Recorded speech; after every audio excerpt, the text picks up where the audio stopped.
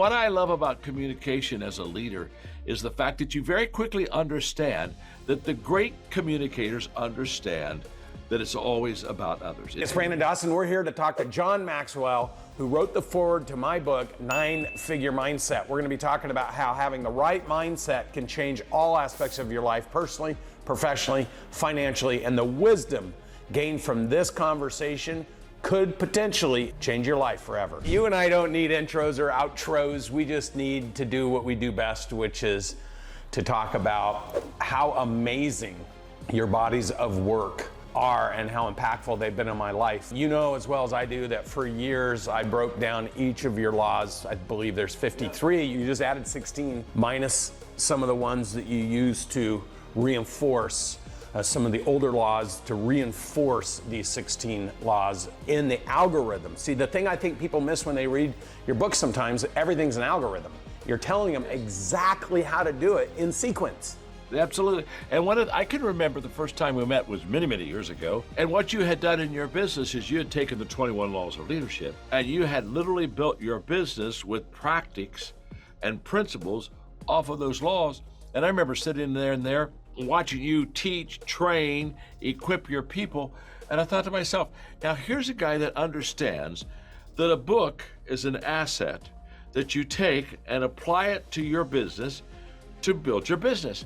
And that's exactly what you're doing. And as an author, writer, Brandon, that's what I love. I love more than anything else people taking my stuff and practicing it and then teaching it and then letting it multiply whatever they're trying to accomplish.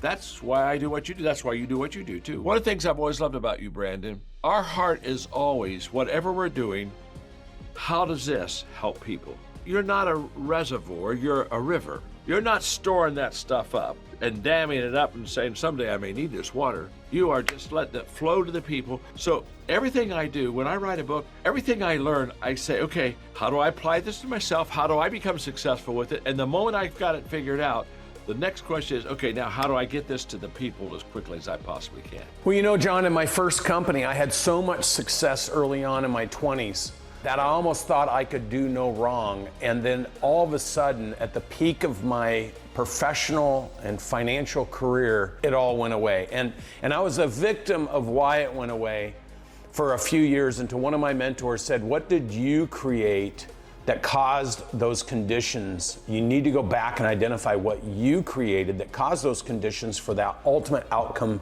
to happen. And it wasn't until I reflected back that I realized one of the single largest issues I had in that first company, despite the success we were having, was that I was not leading my team. I was commanding and I was dictating, and I would pressure and push and scream and yell. And when I left that business, I had 380 employees. Not one of them said, thank you for the opportunity for 7 years to work for you. And I had to do some serious assessments to understand where was I deficient in my ability to connect to people and lead them as a leader, not as a dictator. And it wasn't until I opened that 21 irrefutable laws that it was so crystallized in my mind the things that I had done wrong. Now, let's fast forward to reapplying the things I learned from you, becoming a true leader. Leadership is making other people's success easy. All the things that you teach. Selling my last business for $151 million and making my employees and my customers all my partners and celebrating that.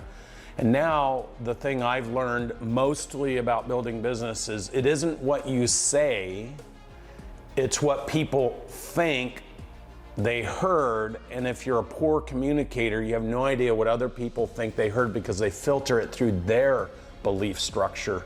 And now you just put a book out, 16 Laws of Communication, that if somebody reads it with the right filters, they will understand that what you're doing is you're laying out the exact process for people to understand what other people heard so that they can come together and maximize the opportunity of communication.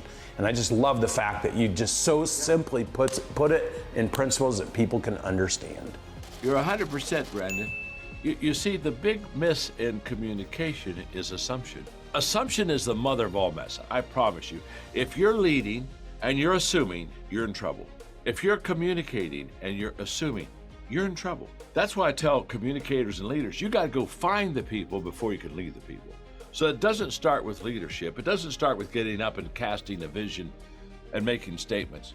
It starts with knowing where the people are. And the moment that we know where they are, now we can connect with. You can't connect with the person until you find that common ground. So in the 16 Laws of Leadership, I really work very hard at helping people understand, communicators, that it's not about me, it's about the people. So for example, when the book was coming out, Brandon, we did like maybe a 50-minute video on the book. And I insisted, the ones that were producing the video, I said, I want the first scene and the first shot of me being in the auditorium, in a seat. I don't want it to be on stage. And so they zero in here, I'm in the auditorium, nobody's in there yet, and I'm saying this is where communication starts. It doesn't start up there, it starts right here. Because in a few moments, there are going to be people in these seats, and I got to ask myself one question. Where are they? What do they need? How can I help them? And then once I get over myself, and it's all about them, by the way, you really can't help people if it's about you. I don't have enough energy to want everybody to think it's all about me and think about them. I've got to focus on them. And so that getting over yourself is just huge in communication. It's just huge in leadership. But the moment that that happens, the people can tell when you're speaking if it's about you or if it's about them. They can tell when you're leading if it's about you or if it's about them. And so what I love about communication as a leader is the fact that you very quickly understand that the great communicators understand that it's always about others. It's not about me, it's always about others. And so when I wrote the book, I really focused on helping anybody that picks up the 16 laws